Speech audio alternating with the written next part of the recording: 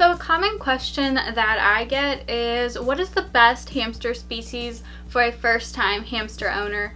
So I wanted to talk about that in today's video.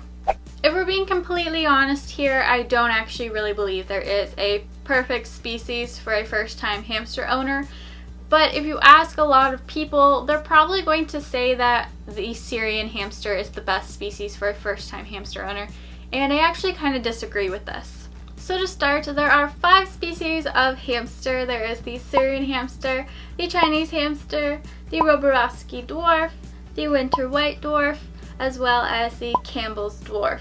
Many people will recommend the Syrian hamster as a first-time hamster because they are the biggest species, so that makes them easier to handle and easier to tame, and a lot of people say they're more friendly towards humans. But this isn't always the case with every single Syrian hamster. You have to keep in mind that every single hamster, no matter the species, they're going to have their own individual personality, just like any dog, just like any human.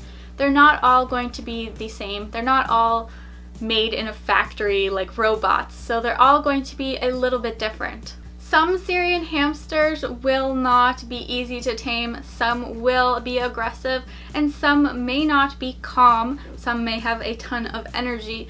So it's not always the case of, yeah, Syrians are going to be the easiest to tame. It's not always the case.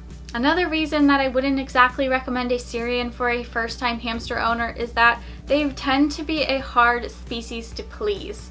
Now, when I talk about this, I mean that they never seem to completely be happy with what you give them. A lot of people often come to me and they say, hey, I'm giving my Syrian like a really large cage. I've given them this, this, and this. I've tried everything. They still are not happy. They still try to continuously try and escape, bar chew, cage pace, no matter how large the cage is. So this kind of should go to show you that Syrian hamsters really do need large enclosures, and for a lot of people, they need so much more than just the bare minimum. And if you can't provide something that's maybe at least 800 square inches of floor space, or you can't continue to keep upgrading their enclosure until they actually are happy, you may end up stressed because your Syrian hamster may not be happy with what you're able to provide, and then it's just not a good situation because you're stressed, because your hamster is stressed, because they seem to be very hard to please. Now, it probably sounds like I have something against Syrian hamsters. I don't. They actually are my favorite species of hamster for my own personal reasons. But this is just the reality of them, and a lot are very, very hard to please. So if you really don't have the space and you don't have the means to be able to give them more and more, because they always seem to want more, I probably wouldn't suggest one as a first-time hamster. The next species we have is the Chinese hamster. Now, this is the only species I have not gotten to personally own, and I hate it. I would love to own a Chinese hamster, but they just aren't available in my area at all. I've literally never even seen a Chinese hamster in person, so it kind of hurts my heart. But from other people's experiences, I have heard that they tend to be a little bit more shy/timid, but of course, once again, it really comes down to their individual personality. The next species we have is the Roborovski dwarf. Now, this species is going to be your least recommended for first-time hamster owners. Many people say because they are the small species, they are going to be way too hard to tame, or not friendly towards humans, or way too energetic, which I don't necessarily agree with that. I don't think that a Robo can't be for a first-time hamster owner. Robos do have a lot of energy, and they can be a little bit harder to tame or handle, but once again, not the case for every single Roborovski. You can get a friendly Robo.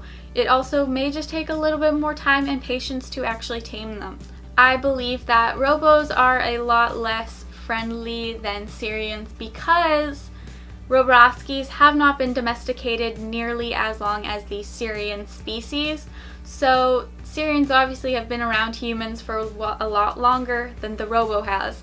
So that kind of would explain why a Robo is a lot more timid and skittish than a Syrian hamster may be. Surprisingly, robos can be tamed with just a little bit of patience and time. So if you are someone who's really wanting a robo as your first hamster, then you kind of just have to keep in mind it may take a little bit more patience, it may take a little bit more time, and you might not end up having a super cuddly hamster who's going to sit on your hand and want to cuddle with you. They probably will want to run around a lot more, but it shouldn't discourage you from wanting to own one as long as you keep those things in mind. And the last two species we have, I'm going to actually lump these two together, and that is the winter white dwarf and the Campbell's dwarf. And unfortunately, these two species are the only two species that can interbreed with each other.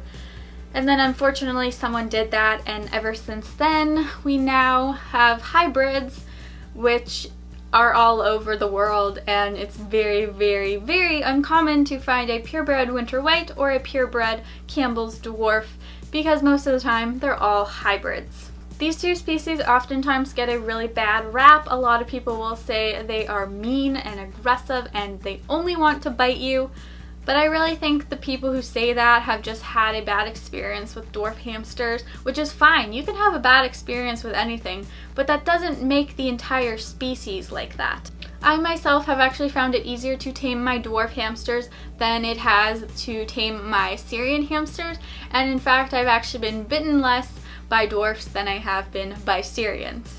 So you can actually end up with a very sweet dwarf hamster who is going to be fairly easy to tame and fairly calm. They're not always energetic. Some will be pleased to just sit in your hand and groom themselves and eat treats from your hand.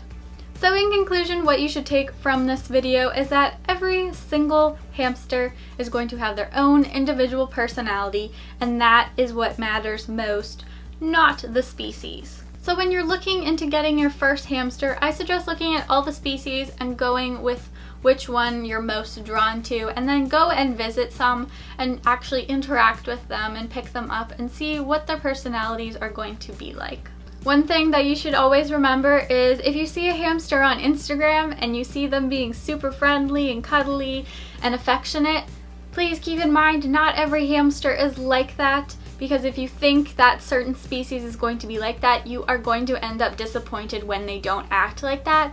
Some hamsters are way friendlier than others. Some will very much enjoy human interaction, and some just won't. And you can't really tell that until you kind of bring them home and tame them and bond with them. So please keep that in mind. So I know this video probably didn't answer your question, because there's no right or wrong answer for this question. It depends on the hamster. So I hope this video has maybe helped you narrow down what species you'd like to own as your first hamster. So yeah guys, thank you for watching. Bye!